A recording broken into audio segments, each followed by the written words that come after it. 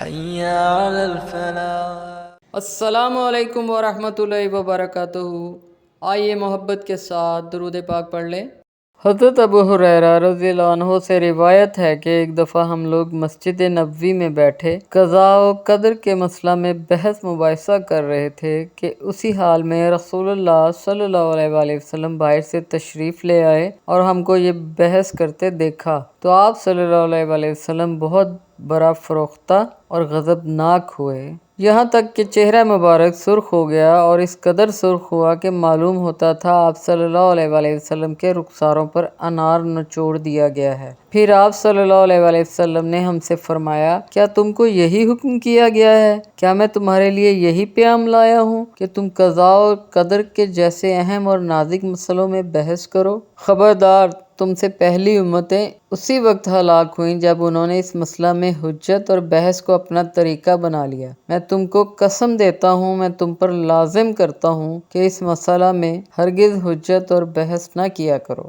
تشریح: قضاء و قدر کا مسئلہ بلا شبہ مشکل اور نازک مسئلہ ہے، لہذا مومن کو چاہیے کہ اگر یہ مسئلہ اس کی سمجھ میں نہ آئے تو بحث اور حجت نہ کرے، بلکہ اپنے دل و دماغ کو اس پر مطمئن کر لے کہ اللہ کے صادق و مصدوق رسول نے اس مسئلہ کو اسی طرح بیان فرمایا ہے، لہذا ہم اس پر ایمان لائے۔ تقدیر کا مسئلہ تو اللہ تعالیٰ کی صفات سے تعلق رکھتا ہے، اس لیے اس کو نازک اور مشکل ہونا ہی چاہیے۔ ہمارا حال تو یہ ہے کہ اس دنیا کے بہت سے معاملات اور بہت سے رازوں کو ہم میں سے بہت سے نہیں سمجھ سکتے، بس جب اللہ کے سچے پیغمبر علیہ الصلوۃ والسلام نے ایک حقیقت بیان فرما دیا جس کا پوری طرح سمجھ لینا سب کے لیے آسان نہیں ہے، تو جن لوگوں کی سمجھ میں نہ آئے ان کے لیے بھی ایمان لانے کے بعد صحیح طریقہ کار یہی ہے کہ وہ اس کے بارے میں کوئی بحث اور کٹ حجتی نہ کریں، بلکہ اپنے قول اور اپنے ذہن کی نارسائی کا اعتراف کرتے ہوئے اس پر ایمان لائیں۔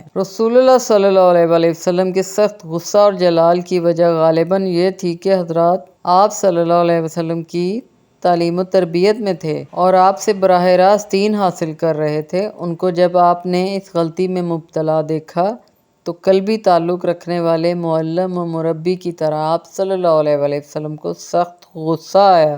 اس موقع پر آپ صلی اللہ علیہ وآلہ وسلم نے جو یہ ارشاد فرمایا کہ تم سے پہلی امتیں اسی وقت ہلاک ہوئیں جبکہ انہوں نے اس مسئلہ میں حجت و بحث کا طریقہ اختیار کیا، تو یہاں امتوں کے ہلاک ہونے سے مراد غالباً ان کی گمراہی ہے۔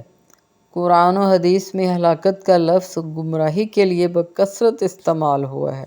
تاریخ شاہد ہے کہ امت محمدیہ میں بھی اعتقادی گمراہیوں کا سلسلہ اسی مسئلہ سے شروع ہوا ہے۔ یہ واضح ہے کہ اس حدیث میں ممانعت حجت اور نزاعت سے فرمائی گئی ہے، بلکہ اگر کوئی شخص تقدیر کے مسئلہ پر ایک مومن کی طرح قطعی ایمان رکھتے ہوئے صرف اطمینان قلبی کے لیے اس مسئلہ کے بارے میں کسی اہل سے سوال کرے تو اس کی ممانعت نہیں ہے۔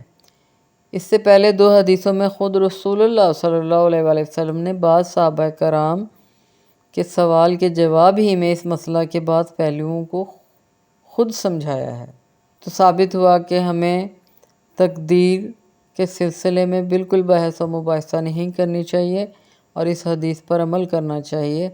اللہ تعالیٰ ہم کو احادیث پر عمل کرنے والا بنائے، آمین ثم آمین۔